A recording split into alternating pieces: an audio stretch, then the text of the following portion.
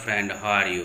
तो मैं आज गुडविल कॉन्सेप्ट क्लासेस की ओर से कुछ फार्मूला लेके आया हूं जो कि गणित के हैं, मैथमेटिक्स के हैं।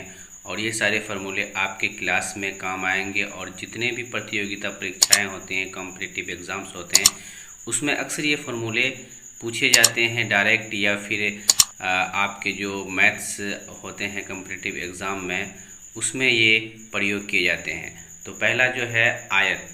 तो आयत क्या होता है पहले मैं बता देता हूँ। जिसकी लंबाई समान हो और चौड़ाई भी समान हो।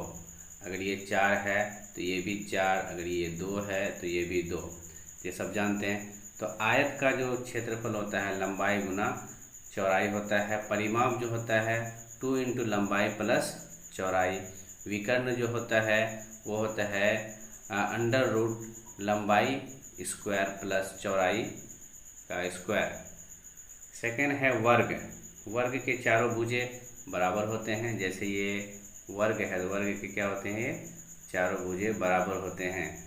तो चारे क्या होते हैं, बराबर होते हैं। तो वर्ग का क्षेत्रफल जो होता है भुजा का स्क्वायर होता है। परिमाप 4 गुना भुजा। विकर्ण भुजा अंडर रूट 2, ये वर्ग का कुछ फॉर्मूले थे। अगला है वृत्त। आप वृत्त जानते हैं, ये है वृत्त। इसका ये वृत्त का केंद्र होता है, यहाँ से यहाँ तक का त्रिज्या कहते हैं। तो वृत्त का क्षेत्रफल जो होता है पाई आर स्क्वायर होता है। ये आंतरिक भाग का, जो पाई आर स्क्वायर है, ये आंतरिक भाग का क्षेत्रफल है। इस भाग का क्षेत्रफल है पूरे।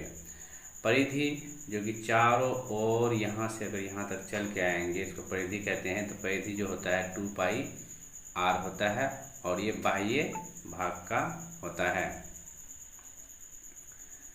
अगला है घन।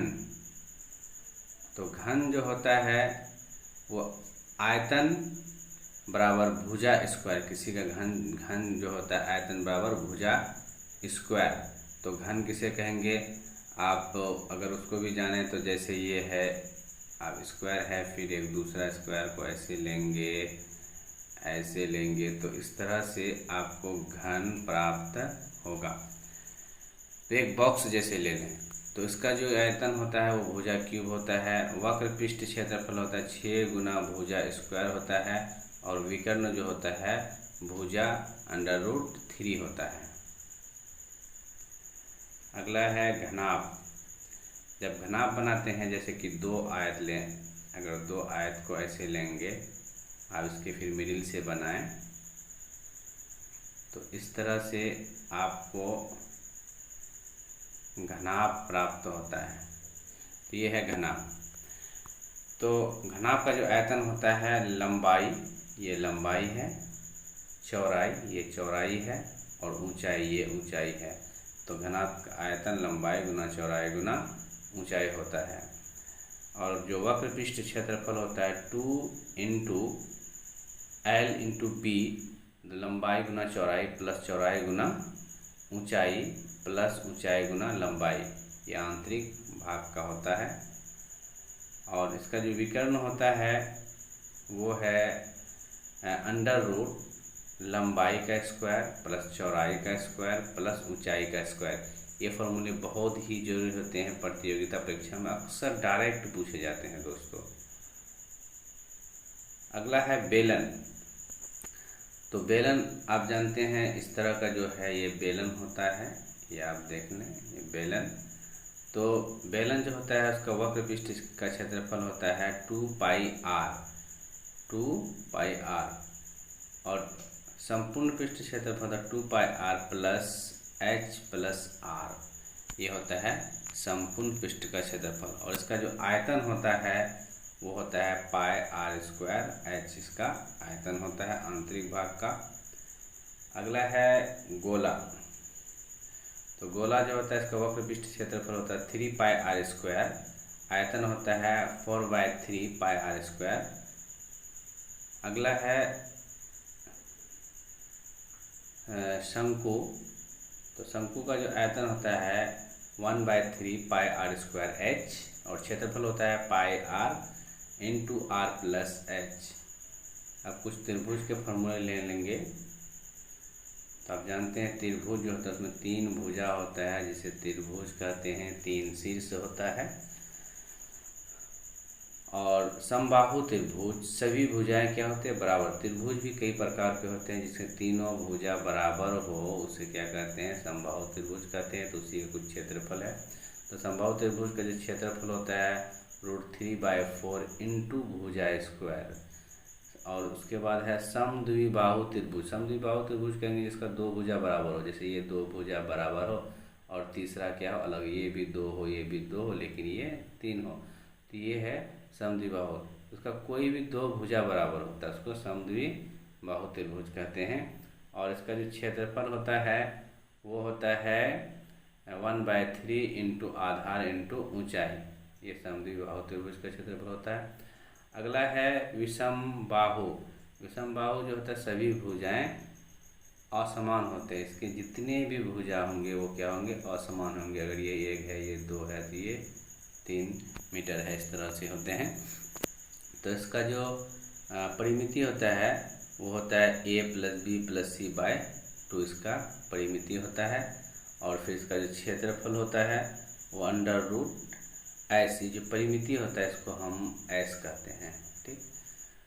और ये होता है S into S-A into S-B into S-C, इसका क्षेत्रफल होता है। पहले परिमिति निकालना पड़ता है। अगला है आपका चतुर्भुज, जो 4 भुजा से घिरा रहता है उसको क्या कहते हैं, चतुर्भुज कहते हैं। इसमें भी कई तरह के चतुर्भुज होते हैं जैसे त्रिभुज में होते हैं। तो समचतुर्भुज सभी भुजाएं क्या होते हैं, समचतुर्भुज के बराबर होते हैं और एक दूसरे के समांतर होते हैं। तो बराबर भी होते हैं, एक दूसरे के समांतर भी होते हैं।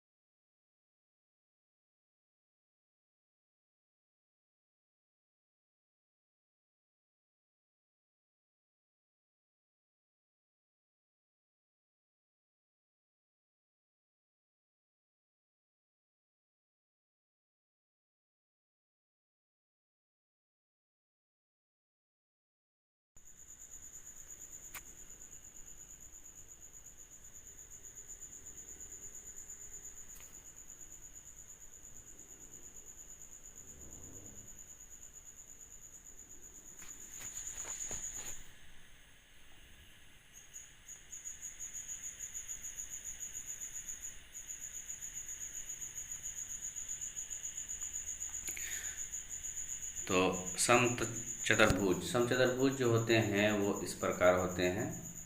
जैसे ये जो है ये क्या हुआ, समचतुर्भुज हुआ। तो इस प्रकार के होते हैं, आमने सामने की भुजे बराबर होते हैं और सारे भुजे क्या होते हैं, बराबर होते हैं। इसका क्षेत्रफल होता है 1/2 विकर्ण 1 इंटू विकर्ण 2। जैसे ये विकर्ण हुआ, ये 1 हो गया, ये विकर्ण हुआ, ये 2 हो गया।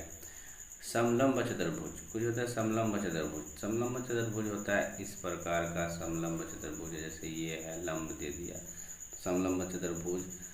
तो इसे आमने सामने की कोई भी 2 भुजा समांतर होता है, कोई भी 2 भुजा, चाहे ये हो चाहे ये हो, समांतर होता है। इसका क्षेत्रफल होता है 1/2 इंटू समांतर भुजाओं का योग इंटू ऊंचाई, जो ये ऊंचाई है ये ऊंचाई होता है।